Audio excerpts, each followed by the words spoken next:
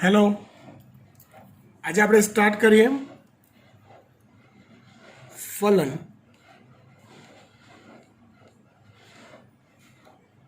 અને ફલન ક્રિયા પછી તરત જ થતી પ્રક્રિયા જેને કહેવાય છે ગર્ભસ્થાપન.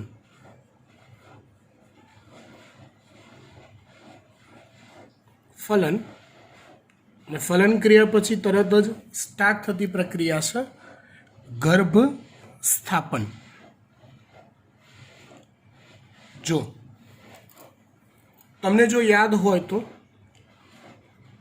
જ્યારે અંડપાતની ક્રિયા થાય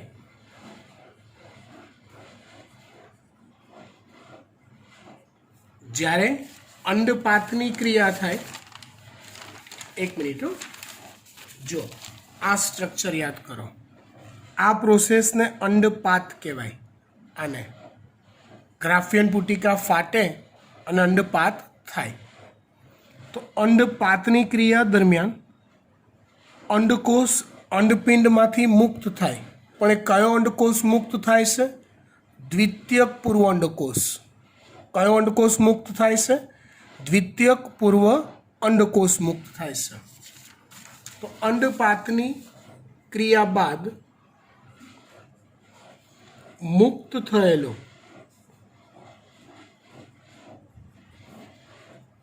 દ્વિતીયક પૂર્વ અંડકોષ, આનો અર્થ હજી અંડકોષ પરિપક્વ થયો નથી. એ ફલન ક્રિયા જો થશે તો જ પરિપક્વ થશે. લાસ્ટ લેક્ચરમાં આ વાત આપણે ડિસ્કસ કરી હતી. દ્વિતીય પૂર્વ અંડકોષ અંડવાહિનીમાં પ્રવેશે છે.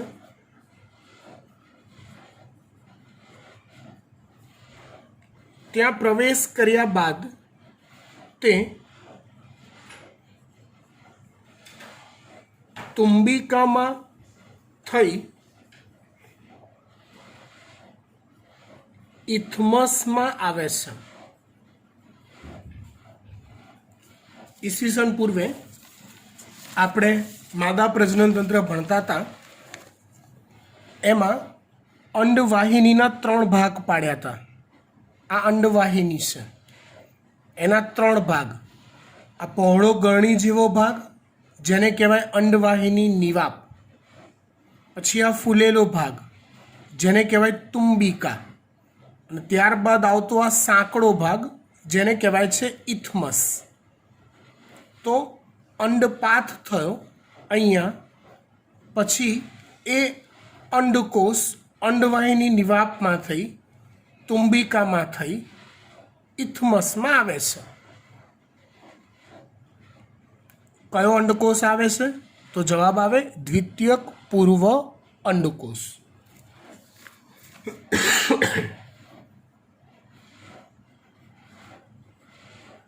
જ્યારે દ્વિતીયક પૂર્વ અંડકોષ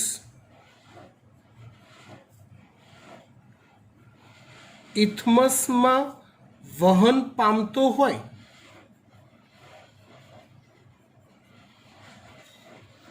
બરાબર તે જ સમયે જો શુક્રકોષો ઇથમસમાં વહન પામતા હોય તો જ ફલન ક્રિયા શક્ય બને છે. જો બેટા, એકચ્યુઅલી નર અને માદા વચ્ચે મૈથુન ક્રિયા અનેકવાર થાય. અનેકવાર નર દરેક મૈથુન ક્રિયા સમયે માદાના યોનિ માર્ગમાં વીર્યનો ત્યાગ કરે. એ વીર્યમાં કરોડો શુક્રકોષો હોય. એ શુક્રકોષો આ માદા પ્રજનન તંત્રના વિવિધ ભાગ, ગ્રીવા છે, ગર્ભાશય છે, એના વિશિષ્ટ પ્રકારના હલનચલનની મદદથી એ વીર્ય માં તરતા શુક્રકોષો ધીમે ધીમે કરીને કલાકો બાદ ઇથમસ સુધી પહોંચતા હોય છે. પણ અહીંયા જો અને તો જેવી સ્થિતિ છે. જો શુક્રકોષો ઇથમસ સુધી પહોંચ્યા અને એ ટાઈમે અંડકોષ ત્યાં નથી તો ફલન ક્રિયા નહીં થાય. મૈથુન ક્રિયા થઈ કહેવાશે પણ ફલન ક્રિયા નહીં થાય, ગર્ભ સ્થાપન નહીં થાય. સમજો, આપણે બાયોલોજીના સ્ટુડન્ટ્સ છીએ, નોલેજ ભેગું કરી રહ્યા છીએ. થોડુંક ડીપમાં તમને સમજાવું. કોઈ હસબન્ડ એન્ડ વાઈફ છે, એ જ્યારે એવું ઈચ્છે છે કે અમારે બાળક લાવવું છે, અથવા કોઈ દંપતી એવું વિચારે છે કે અમારે હાલ બાળક નથી જોઈતું, તે બંને કિસ્સામાં માદાનું જે ઋતુસ્ત્રાવની જે સાયકલ છે એ સાયકલ પર એ લોકો આધારિત મૈથુન ક્રિયા કરતા હોય છે. તમને થોડુંક એક ફરીવાર રિવાઇઝ કરાવી દઉં ગયા લેક્ચરનું. જો માદાના અંડપિંડીય ચક્રમાં આ મુજબ અંડપુટિકાઓ વિકસતી હોય છે અને ગ્રાફિયન પુટિકા ફાટે અને અંડપાત થતો હોય છે. અહીંથી આટલું થતાં, ગયા લેક્ચરમાં જોયું હતું આપણે, અહીંથી આટલું થતાં લગભગ 14 દિવસ થાય છે, 13 દિવસ થાય છે અને 14મા દિવસે અંડપાત થાય છે. એટલે જો સ્ત્રીની માસિક ચક્રની પ્રક્રિયા રેગ્યુલર ચાલતી હોય તો સ્ત્રીમાં ઋતુસ્ત્રાવ શરૂ થયા પછીના 14મા દિવસે આઈડિયલી, એમાં 1-2 દિવસ આઘા પાછા થાય અંતઃસ્ત્રાવોની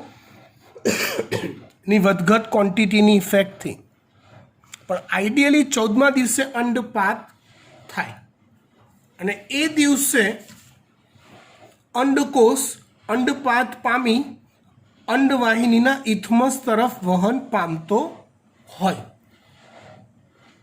આ લોજિક બાળક પ્રાપ્ત કરવા માટે કે બાળક પ્રાપ્ત ન કરવા માટે વપરાતું હોય છે.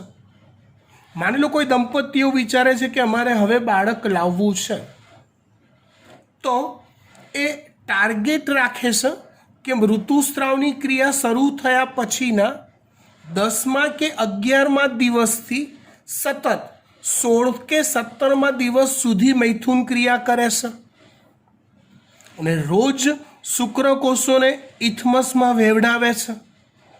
ઇન બિટવીન જ્યારે પણ અંડપાત થયો, કેમ કે જો ઋતુસ્ત્રાવની સાયકલ આઈડિયલ ચાલે છે તો 12 થી 15-16મા દિવસ સુધીમાં અંડપાત થઈ અંડકોષ ઇથમસમાં આવશે તો સફળ ફલન ક્રિયા થવાના ચાન્સીસ વધી જાય છે.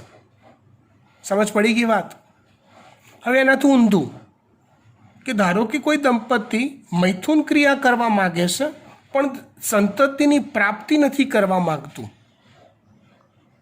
એવું હોય ને, ઘણીવાર આપણે વિચારે કે હજી હું થોડાક સેટ થઈ જઈએ, થોડાક સેટલ વધારે થઈ જઈએ, પછી સંતતિ લાવીએ તો વધારે સારું, ફ્યુચર સારું થાય. એના માટે નવી જવાબદારીઓ હાલ લેવી નથી. લાઈક આવા સોશિયલી બધી વસ્તુઓ હોય છે આપણી લાઈફમાં. તો એવા દંપતી શું કરે તો કે મૈથુન ક્રિયા એ 11 થી 16 કે 17 દિવસ સુધીની વચ્ચેના ગાળામાં મૈથુન ક્રિયા કરવાનું ટાળે. તો મેજોરિટી કિસ્સામાં એવું થાય કે ફલન ક્રિયા ન થાય. સમજી ગયા? ડન. મૂળ વાત પર પાછા આવી જઈએ કે જ્યારે દ્વિતીય પૂર્વ અંડકોષ ઇથમસમાં વહન પામતો હોય, બરાબર તે જ સમયે જો શુક્રકોષો ઇથમસમાં વહન પામતા હોય તો જ ફલન ક્રિયા શક્ય બને છે.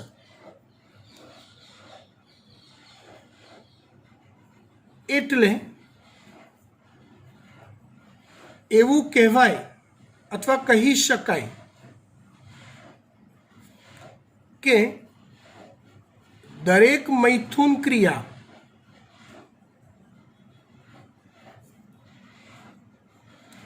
સફળ ફલનમાં પરિણમતી નથી.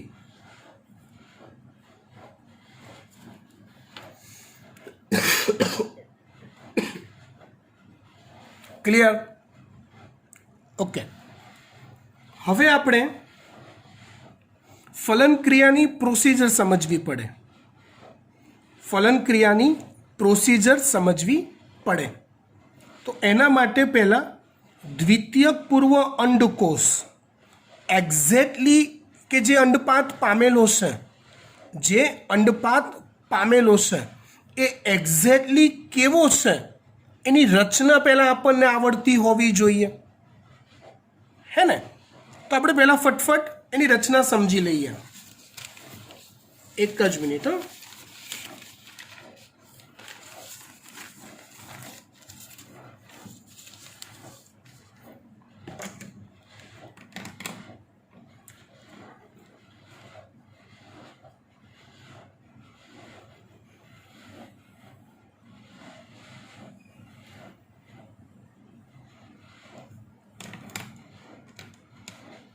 જો ધારો કે આ અંડકોષ છે, કયો? દ્વિતીયક પૂર્વ અંડકોષ. જો બેટા, આની રચના જે હું સમજાવું છું ને એ ધ્યાનથી સમજવી પડશે, કેમ કે ટેક્સ્ટ બુકની અંદર અમુક વસ્તુઓ હિડન છે કે જે નથી આપી, જે આપણે આ આકૃતિ પરથી સમજવાની છે, બરાબર? એટલે ધ્યાનથી સમજજો. ના સમજ પડે તો વિડીયો ફરીવાર જોજો, હા ને?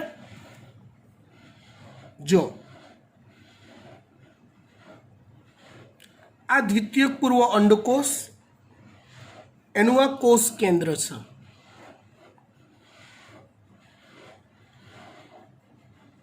જેમ જેમ શીખવાડતો જાઉં તેમ તેમ નામ નિર્દેશન કરતો જઈશ, બરાબર? આખો કોષ કયો છે તો તમે કહેશો દ્વિતીયક પૂર્વ અંડકોષ છે. કયો કોષ છે આ? દ્વિતીયક પૂર્વ અંડકોષ છે. આ જે છે એ એનું એન પ્રકારનું, એન એટલે એકકીય પ્રકારનું કોષ કેન્દ્ર છે. આ જે રચના છે એ એનો કોષરસ છે. હવે તમને જો યાદ હોય તો આવા દ્વિતીયક પૂર્વ અંડકોષમાં ખૂણાના ભાગે એક બીજું કોષ કેન્દ્ર નાનકડું રહેલું હોય, જેને પ્રથમ ધ્રુવકાય કહેવાય છે.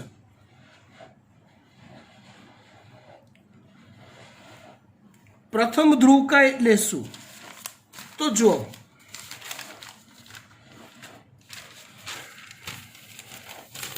યાદ કરો, અંડકોષ જનનની પ્રક્રિયા 3 તબક્કામાં થાય: ગુણન, વૃદ્ધિ અને પરિપક્વન. તો વૃદ્ધિ તબક્કાના અંતે અંડકોષ એ પ્રાથમિક પૂર્વ અંડકોષમાં ફેરવાય.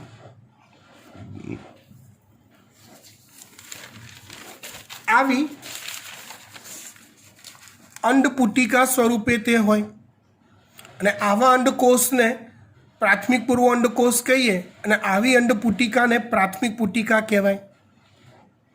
હવે એમાં અર્ધીકરણ નામની પ્રક્રિયા થાય. એક જ મિનિટ. એમાં અર્ધીકરણ નામની પ્રક્રિયા થાય. અર્ધીકરણમાં 2 વિભાજન આવે. એક અર્ધીકરણ પ્રકારનું પહેલું વિભાજન, બીજું એનું દ્વિતીય વિભાજન. 11મું ધોરણ કોષ વિભાજન યાદ કરી લેવા વિનંતી. તો પહેલું વિભાજન થાય ત્યારે 2n કોષ કેન્દ્રનું વિભાજન થઈ 2 કોષો બને. એક એક એન દ્વિતીયક પૂર્વ અંડકોષ જે મોટો રહે, બીજો નાનો બને જેને કહેવાય એન પ્રથમ ધ્રુવકાય. આવું થિયરીમાં અને આકૃતિમાં આપેલું છે. પણ આપણે તમને હું શીખવાડ્યું હતું કે એ જે એન પ્રથમ ધ્રુવકાય છે ને, એન પ્રથમ ધ્રુવકાય એ અહીંથી આનું વિભાજન થયું 2nનું, બે કોષ કેન્દ્રો બન્યા. એક સેન્ટરમાં રહે છે મોટું કોષ કેન્દ્ર, બીજું ટબુડિયું નાનું કોષ કેન્દ્ર એક ખૂણાના ભાગે જતું રહેશે. યાદ કરો, મેં થિયરીમાં કીધું હતું. એટલે એ જે પ્રથમ ધ્રુવકાય છે ને એ અંદર ને અંદર જ રહેશે, બહાર ક્યાંય જતું નથી. અને જો ત્યાર પછીની દરેક આકૃતિમાં મેં પ્રથમ ધ્રુવકાય રાખ્યું જ છે અંદર. ટેક્સ્ટમાં ક્યાંય આવું બતાવ્યું નથી, પણ મેં રાખ્યું છે. જુઓ, તમે ધ્યાનથી જુઓ. આ એન દ્વિતીયક પૂર્વ અંડકોષ ના એની અંદર રહેલો પ્રથમ ધ્રુવકાય. અંડપાત થયો આનો, તો અંદર પ્રથમ ધ્રુવકાય હોવું જ જોઈએ. હા કે ના? ઓકે.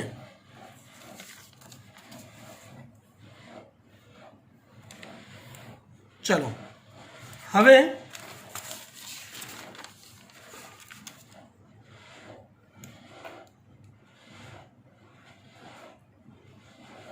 આ જે અંડકોષની ફરતે આવેલું આવરણ છે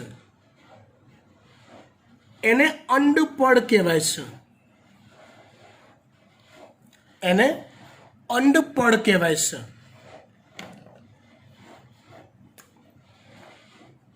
અંડપડની ફરતે એક અવકાશ છોડીને, ચોંટીને નહીં, વચ્ચે જગ્યા છૂટે છે,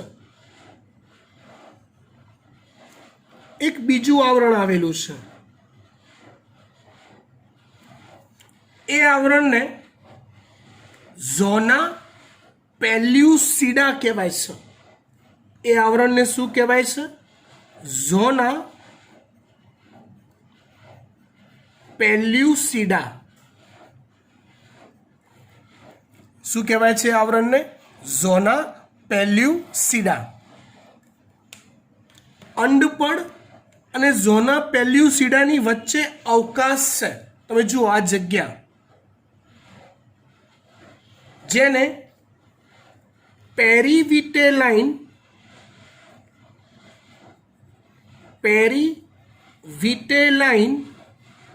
અવકાશ કહેવાય છે. જેને પેરીવિટેલાઇન અવકાશ કહેવાય છે, અથવા ગુજરાતીમાં એને પરિઅંડપિંડીય અવકાશ કહેવાય છે.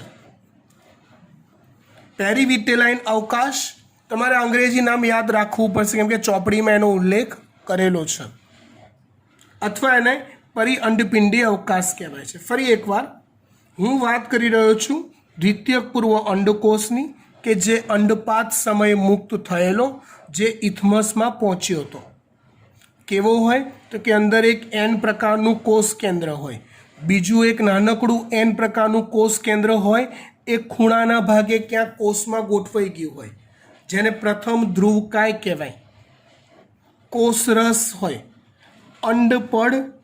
અંડપડ હોય એને ઘેરીને આવેલું, રાઈટ. બહાર એક બીજું આવરણ હોય જેને ઝોના પેલ્યુસિડા કહેવાય. એ ઝોના પેલ્યુસિડા અને અંડપડની વચ્ચે આવેલા અવકાશને પેરીવિટેલાઇન અવકાશ કહેવાય છે. એ અવકાશને શું કહેવાય છે? પેરીવિટેલાઇન અવકાશ કહેવાય છે. હવે આવા અંડકોષનું રક્ષણ કરવા માટે એની બહાર એક બીજું આવરણ હોય છે.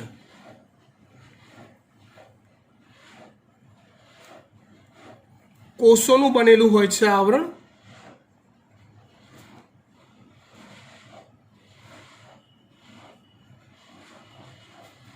બોલો, આ આવરણનું નામ છે ને એ તમને સૌથી પહેલું યાદ રહી જશે, મારી ગેરંટી છે.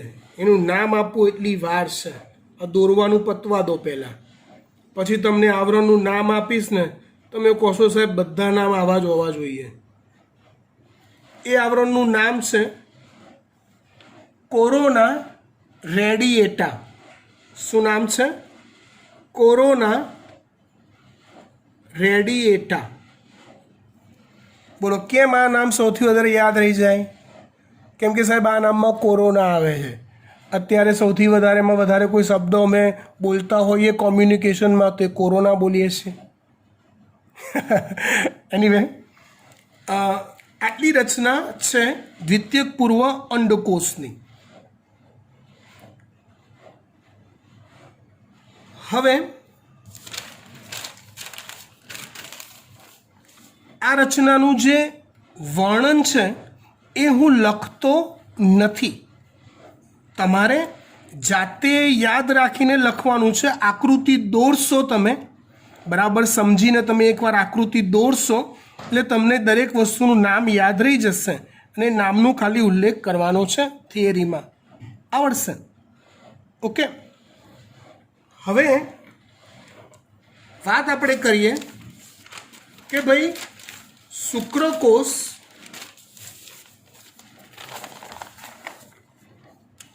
આવો અંડકોષ અહીંયા ઇથમસમાં છે. વીર્ય ત્યજાયું. વીર્યમાં શુક્રકોષો તરી શકે છે અને ઇથમસ સુધી પહોંચે છે. એક ખાનગી વાત કહી દઉં કે જે શુક્રકોષો વીર્ય મારફતે યોનિ માર્ગમાં ત્યજાયા હોય ને એ પૈકીના મોટા ભાગના ઇથમસ સુધી પહોંચી શકતા જ નથી. વીર્ય દ્વારા યોનિ માર્ગમાં ત્યજાયેલા શુક્રકોષો પૈકી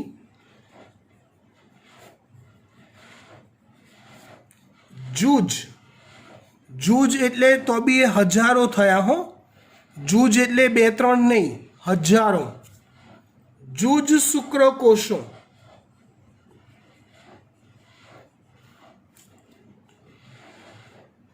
ઇથમસ સુધી પહોંચી શકે છે. બાકી બધાની વિકેટ પહેલાં જ ડાઉન થઈ જાય છે. ચલો હવે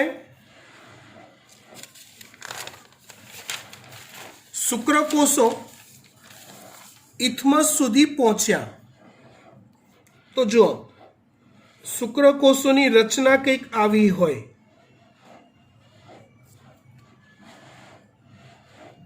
યાદ કરો એ 3 ભાગમાં વહેંચાયેલી રચના છે. શીર્ષ, મધ્ય ભાગ અને પૂંછ. શીર્ષ, મધ્ય ભાગ અને પૂંછ આવા 3 ભાગમાં શુક્રકોષ વહેંચાયેલા છે. મેં અહીંયા આવા 3 શુક્રકોષ બનાવ્યા છે. આવા હજારો શુક્રકોષો ઇથમસ સુધી પહોંચે અને દ્વિતીયક પૂર્વ અંડકોષમાં પ્રવેશવા એક્રોઝોમની પ્રક્રિયા કરે.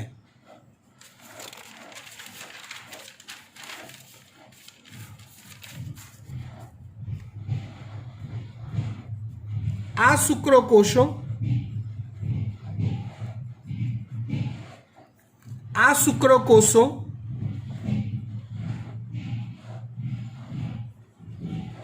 અંડકોષમાં પ્રવેશ કરવા એક્રોઝોમ પ્રોસેસ કરે છે. એક્રોઝોમ એટલે શું થાય તો કે શુક્રાગ્ર. પ્રોસેસ એટલે પ્રક્રિયા.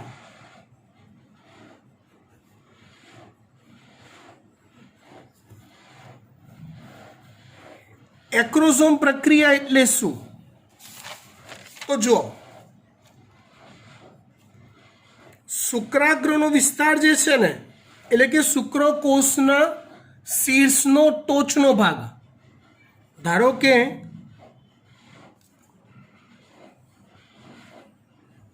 આ શુક્રકોષ છે, આ એનું શીર્ષ છે, આ મધ્ય ભાગ છે, આ પુચ્છ છે, તેનો જે ટોચનો ભાગ છે ને એ શુક્રાગ્ર કહેવાય અથવા એક્રોઝોમ કહેવાય. તો શુક્રાગ્રનો જે ટોચનો ભાગ છે જેમાં વિવિધ હાઇડ્રોલેઝ પ્રકારના ઉત્સેચકો હોય છે. તમને એક ખાનગી વાત યાદ કરાવી દઉં 11મા ધોરણની. કોષની અંદર આવેલી અંગિકાઓ પૈકી કઈ અંગિકા હાઇડ્રોલેઝ પ્રકારના ઉત્સેચકો ધરાવે છે? યાદ કરો. કોષમાં આવેલી વિવિધ અંગિકાઓ પૈકી કઈ અંગિકા હાઇડ્રોલેઝ પ્રકારના ઉત્સેચકો ધરાવે છે? યાદ આવી ગયું? જો ના તો કોષ અને કોષની અંગિકાવાળું જે ચેપ્ટર છે એકવાર વાંચી લેવું. Thank you. વિવિધ હાઇડ્રોલેઝ પ્રકારના ઉત્સેચકો ધરાવે છે. ખાનગીમાં કહી દઉં હવે હું તમને, તો લાઇસોઝોમ ધરાવે છે. એ લાઇસોઝોમ અંગિકામાં વિવિધ હાઇડ્રોલેઝ પ્રકારના ઉત્સેચકો હોય, જેમાં મુખ્યત્વે હાઇલ્યુરોનિડેઝ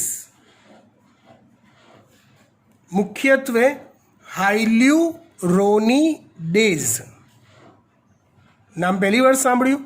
ઓકે, યાદ રાખવાની ટ્રીક આપું. રોવાના દિવસો ગયા. હાઇલ્યુ, કાઠિયાવાડીમાં હાઇલ્યુ એટલે ગયું, ગયા. રોની, રોવાના, ડેઝ, દિવસો, રોવાના દિવસો ગયા. હાઇલ્યુરોનિડેઝ, જેમાં મુખ્યત્વે હાઇલ્યુરોનિડેઝ ઉત્સેચક હોય છે. તેમજ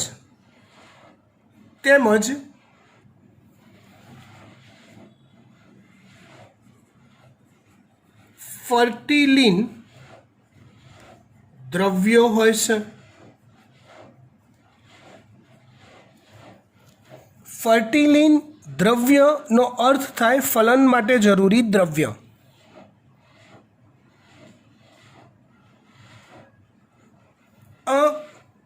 ભગવાનની કરામત જુઓ. તમે સમજો, પહેલાં ટેકનિકલી આખી ઘટના સમજો કેવી રીતે થાય છે, પછી શબ્દોમાં વર્ણન તો હું કરી આપું છું તમને. આખી ઘટના સમજો પહેલાં. જો આ જે શુક્રાગ્ર ખરો ને શીર્ષનો, એને અંડકોષમાં પ્રવેશ કરવો હોય તો ઝોના પેલ્યુસિડા પડને તોડવું પડે. કોને તોડવું પડે? ઝોના પેલ્યુસિડા પડને તોડવું પડે. પણ તોડફોડ કરતી વખતે અંડકોષની, કેમ કે જુઓ યાર, આ શુક્રકોષને અંદર પ્રવેશ કરવાનો છે. કોઈ બી એક શુક્રકોષને અંદર પ્રવેશ કરવાનો છે. બીજા બધા શુક્રકોષોનો પ્રવેશ થતો રોકવાનો બી છે, કેમ કે ફલન ક્રિયામાં એક જ શુક્રકોષ એક જ અંડકોષનું ફલન કરે. એટલે એક જણે પ્રવેશ કરવાનો, બીજા બધાનો પ્રવેશ રોકવાનો. અને પ્રવેશ કરતી વખતે અંડકોષ વધુ પડતો ડેમેજ ના થાય એ બી જોવાનું. લાઈક કોઈક દિવાલ છે તો દિવાલમાં પ્રેમથી નાનું કોતરીને કાણું પાડવાનું, એ દિવાલના બાકીના ભાગને નુકસાન ના થાય એ રીતે. અને એ નાના છિદ્રમાંથી પોતે અંદર જવાનું, આવું કામ કરવાનું છે. કેમ કે જો બે ઠોક હથોડા માર માર કરો નાનું કાણું પાડવા માટે તો આખી દિવાલ ડેમેજ થઈ જાય, આખા અંડકોષની પથારી ફરી જાય. એવું થોડું કરવાનું છે આપણે. પ્રેમથી નાનકડું કાણું પાડી અને અંદર પ્રવેશ કરવાનો છે. તો એ નાનકડું છિદ્ર પાડવા માટે ઝોના પેલ્યુસિડાનું વિઘટન કરવું પડે. એ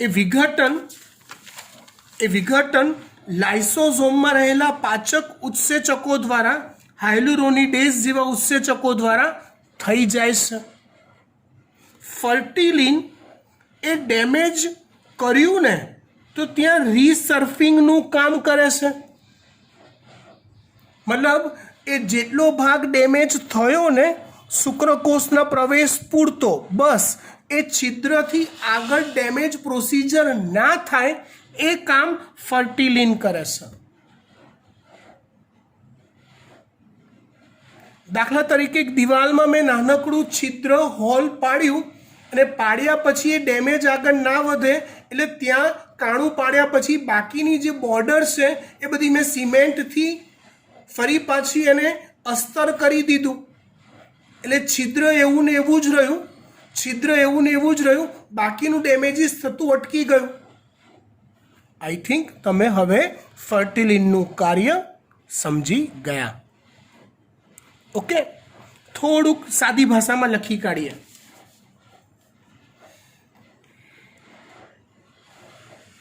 હાયલ્યુરોનિડેઝ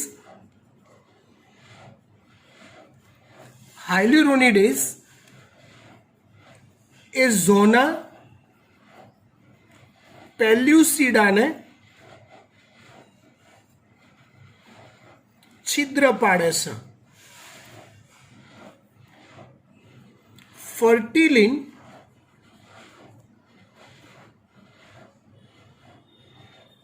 અંડપડ કે ઝોના પેલ્યુસિડામાં થતા નવા ડેમેજને રોકે છે.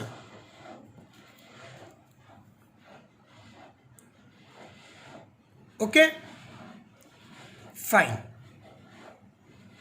હવે આ જ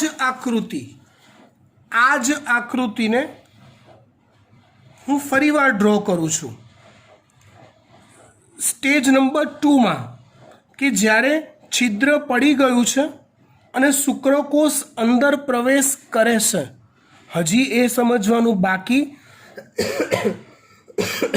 કે બીજા શુક્રકોષોનો પ્રવેશ કેવી રીતે અટકે.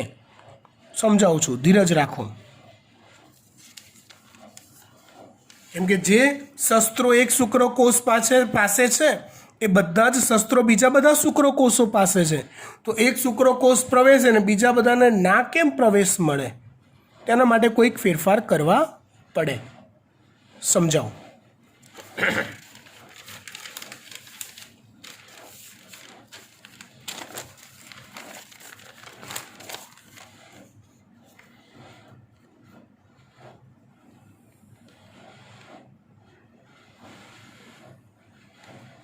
હું ખાલી ડ્રો કરું છું, મારા ગળાને આરામ આપું છું, બોલતો નથી કશું. તમે મનમાં નામ નિર્દેશનનું રિપીટેશન કરતા જાઓ કે સર કઈ કઈ રચના ડ્રો કરી રહ્યા છે.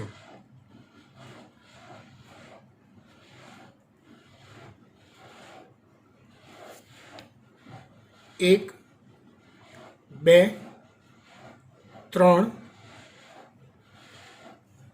4.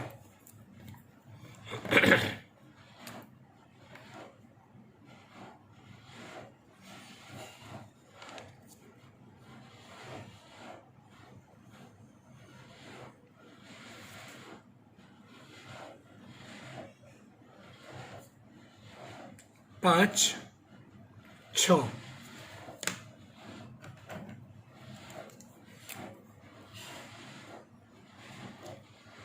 7. તમારું ફેવરેટ નામ 7 નંબરમાં. આ હું ફરીવાર બધું દોરતો નથી, તમે સમજી ગયા આવું હોય તો. હવે શુક્રકોષ અંડકોષમાં પ્રવેશ કરે છે ઝોના પેલ્યુસિડામાં છિદ્ર કરીને. તો એ જ્યારે પ્રવેશ થાય ને આમાં છિદ્ર પડીને, ત્યારે અંદર શીર્ષ અને મધ્ય ભાગ પ્રવેશે છે. પૂંછડી એ બહાર રહી જાય છે. પૂંછડી બહાર રહી જાય છે. શીર્ષ અને મધ્ય ભાગનો આકાર આવો હોય, આવો. કેમ કે પહેલાં એને પ્રચલન કરવાનું હતું ને વીર્યમાં, તો પ્રચલન કરવા માટે યોગ્ય શેપ જોઈએ, તો ઇઝીલી ઘર્ષણ ઓછું થાય અને પ્રચલન કરી શકાય. હવે એ શીર્ષ અને મધ્ય ભાગ પોતાનો આકાર બદલીને ગોળાકાર બને છે. આવું એ ગોળાકાર જે સ્વરૂપ છે ને, એને એન નર પ્રકોષ કેન્દ્ર કહેવાય છે. આ તો શીર્ષ મધ્ય ભાગ.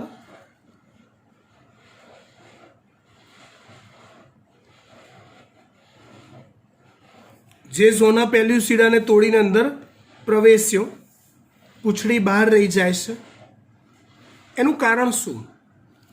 તો આજે ફર્ટિલિન ખરું ને, ફર્ટિલિન, એની જે કેમિકલ પ્રોસેસ ઝોના પેલ્યુસિડા પર થાય, સમજો. એટલે એ આગળનું શીર્ષ અને મધ્ય ભાગ તો ઘૂસી ગયા, પણ હવે બીજું કોઈ ઘૂસવું ના જોઈએ. ડેમેજ જેટલું કરવાનું હતું એટલું કરી દીધું, હવે બીજું કોઈ નહીં. ના ના, કોઈ નહીં બીજું. તો ફર્ટિલિનની રાસાયણિક પ્રક્રિયાઓ, ફર્ટિલિન એ પ્રોટીનથી ભરેલું દ્રવ્ય છે, સમજો, વિવિધ પ્રોટીનથી ભરેલું દ્રવ્ય છે. તો ફર્ટિલિન એ ઝોના પેલ્યુસિડામાં રાસાયણિક પ્રક્રિયા કરી એને સખત બનાવી દેશે, પહેલાં કરતાં પણ મજબૂત. આવા સખત ઝોના પેલ્યુસિડાને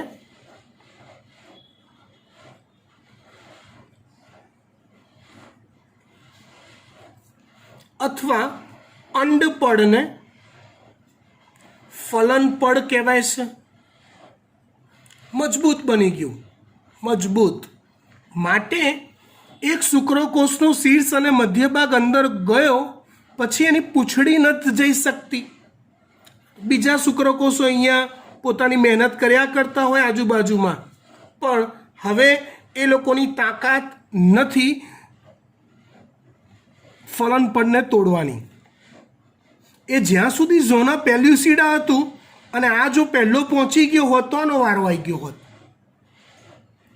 પણ એ પહેલો ના પહોંચી શક્યો યાર. પહેલો ધારો કે આ શુક્રકોષ પહોંચી ગયો, તેણે પોતાનું શીર્ષ અને મધ્ય ભાગ અંદર ઘુસેડી દીધા, ફર્ટિલિનની ઇફેક્ટ આપી દીધી, એટલે આ પડ સખત થઈ ગયું. બીજા શુક્રકોષો બિચારા બહાર મહેનત કરતા રહી ગયા, અંદર પ્રવેશ મળશે નહીં. ફલનને અંગ્રેજીમાં ફર્ટિલાઇઝેશન કહેવાય. ફલનને અંગ્રેજીમાં શું કહેવાય? ફર્ટિલાઇઝેશન. અને માટે એ ફલન પડ બનાવવા વાળું જે દ્રવ્ય છે એને ફર્ટિલિન કહેવાય. માટે ફલન પડ બનાવવા વાળા દ્રવ્યને ફર્ટિલિન કહેવાય છે. મૂળ વાત પર આપણે આવી જઈએ.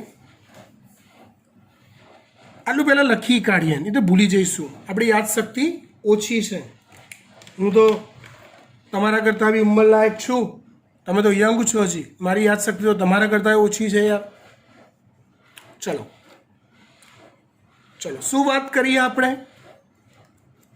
તો શુક્રકોષનો શીર્ષ અને મધ્ય ભાગ અંડકોષમાં, દ્વિતીયક પૂર્વ અંડકોષ, એ ભૂલવાનું નથી, કેમ કે હજી એને પરિપક્વ અંડકોષમાં ફેરવવાનો છે. શીર્ષ અને મધ્ય ભાગ અંડકોષમાં પ્રવેશ કરે છે.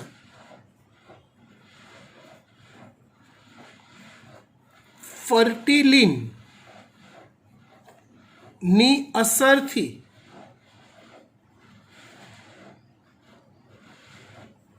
અંડપડ સખત થાય છે અને ફલનપડમાં ફેરવાય છે. અંડપડ સખત થાય છે અને ફલનપડમાં ફેરવાય છે.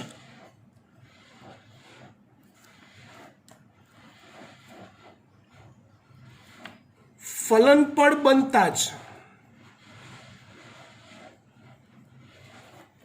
નવો શુક્રકોષ કે બીજો શુક્રકોષ હવે અંડકોષમાં પ્રવેશવા અસમર્થ થઈ જાય છે. ચલો, શીર્ષ અને મધ્ય ભાગ શુક્રકોષના શીર્ષ અને મધ્ય ભાગ પોતાનો આકાર બદલી ગોળાકાર બને છે, જેને શું કહેવાય છે? એન નર પ્રકોષ કેન્દ્ર. પ્રનો અર્થ થાય પ્રજનન માટેનું. એન નર પ્રકોષ કેન્દ્ર કહે છે.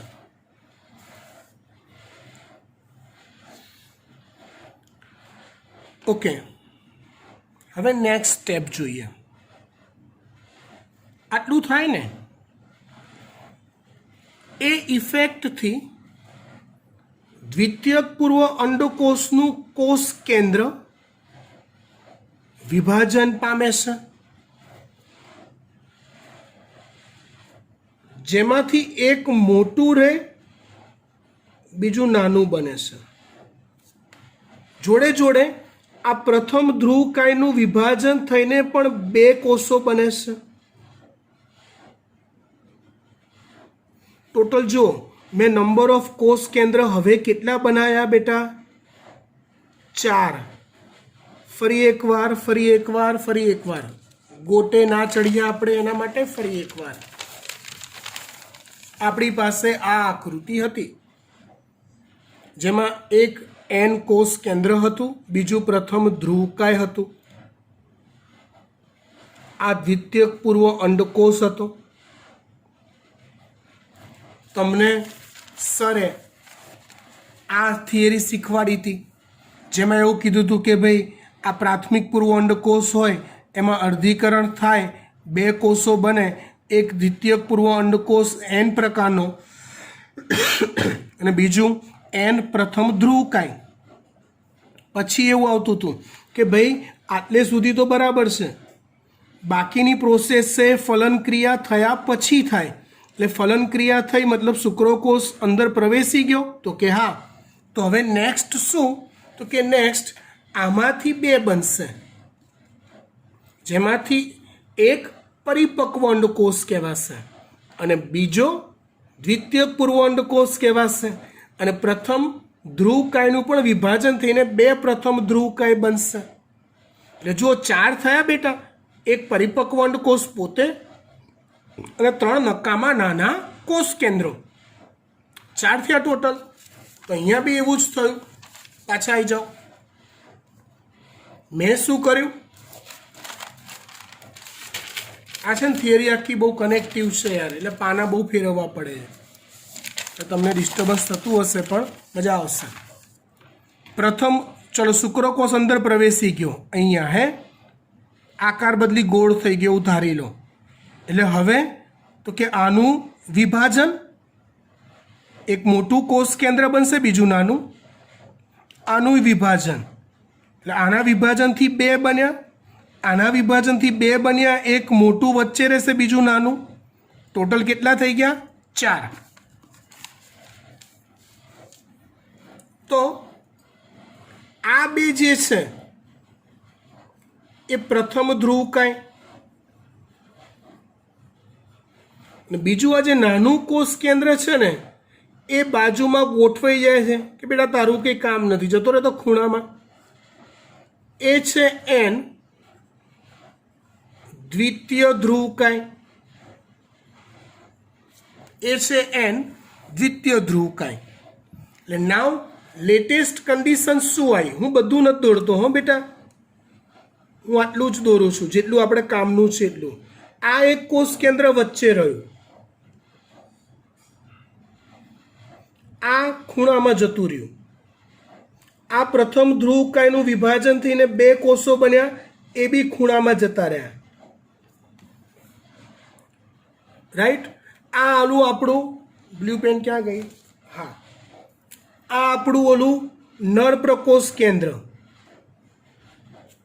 તો હવે જે આ સેન્ટરમાં કોષ કેન્દ્ર આવ્યું ને દીકરા, એ થઈ ગયું એન માદા પ્રકોષ કેન્દ્ર.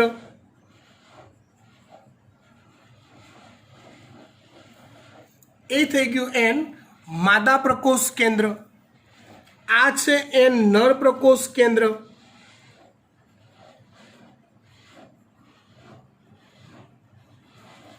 અને આ ત્રણ જણા છે ધ્રુવકાય. આ છે અંડકોષનો કોષરસ. આ રીતે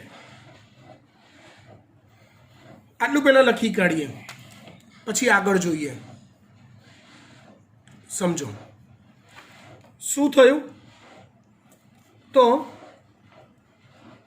એન નર પ્રકોષ કેન્દ્ર બનતા એન નર પ્રકોષ કેન્દ્ર બનતા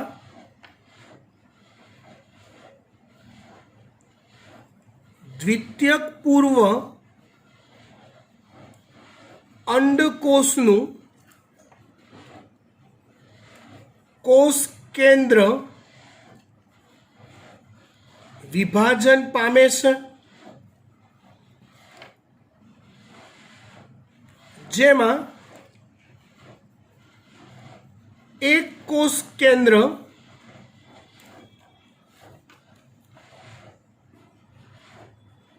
મોટું હોય, જેને એન માદા પ્રકોષ કેન્દ્ર કહેવાય છે.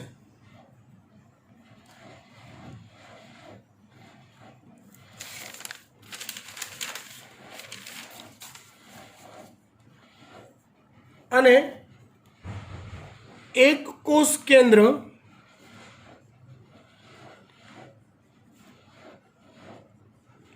કદમાં નાનું હોય, જેને દ્વિતીય ધ્રુવકાય કહેવાય છે.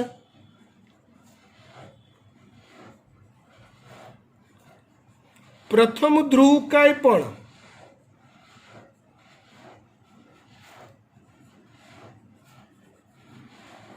વિભાજન થાય છે.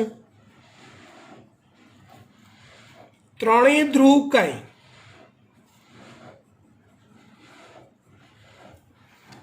ધ્રુવકાય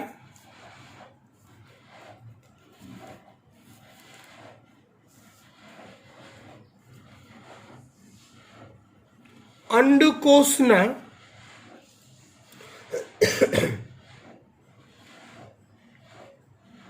ખૂણાના ભાગે ગોઠવાય છે. આવો અંડકોષ એ પરિપક્વ અંડકોષ કહેવાય છે. આવો અંડકોષ એ પરિપક્વ અંડકોષ કહેવાય છે કે જેમાં વચ્ચે એક એન માદા પ્રકોષ કેન્દ્ર હોય,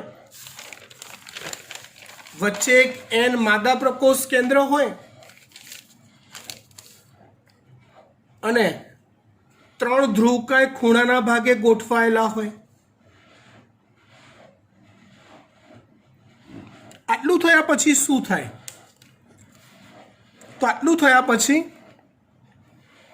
આ નર પ્રકોષ કેન્દ્ર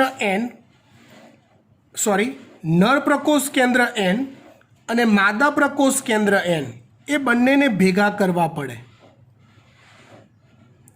હવે આ બંનેમાંથી કોઈ પ્રચલનક્ષમ નથી,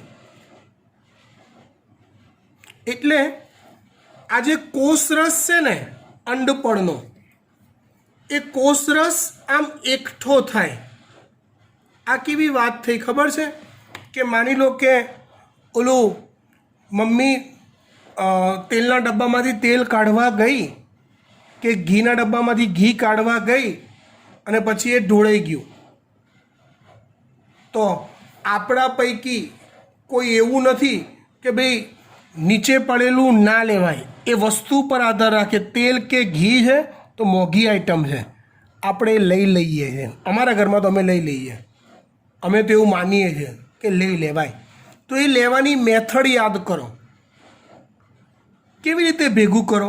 તો આ ધારો કે વેરાઈ ગયું, તમે આમ કરો ને, આમ કરીને ખોબે ભરો આમ, ને પછી જે તે વાસણમાં નાખો પાછું આમ કરી. બસ. તો એ જ રીતે આ અંડકોષનો કોષરસ આમ એકઠો થાય છે સેન્ટર તરફ, લાઈક આ રીતે.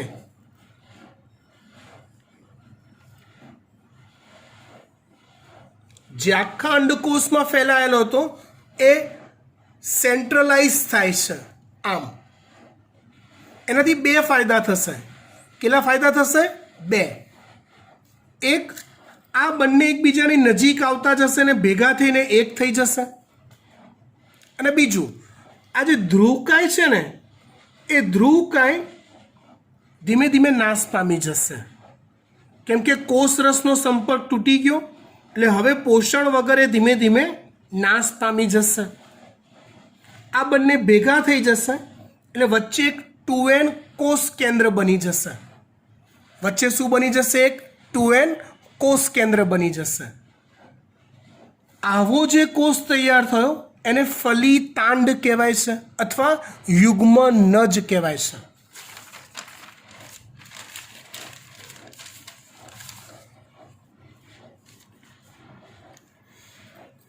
હવે પરિપક્વ અંડકોષ બની ગયો. ત્યારબાદ અંડકોષના કોષરસનું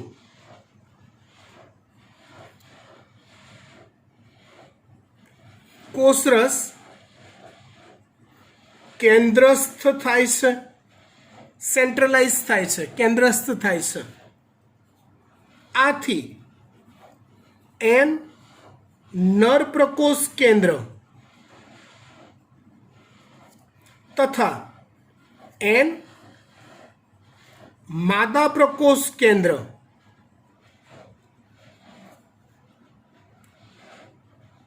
એ ભેગા મળે છે અને 2N કોષ કેન્દ્ર રચે છે.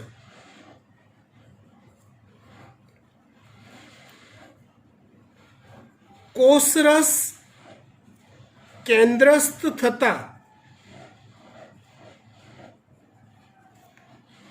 ખૂણાના ભાગે ગોઠવાયેલા ધ્રુવકાય નાશ પામે છે.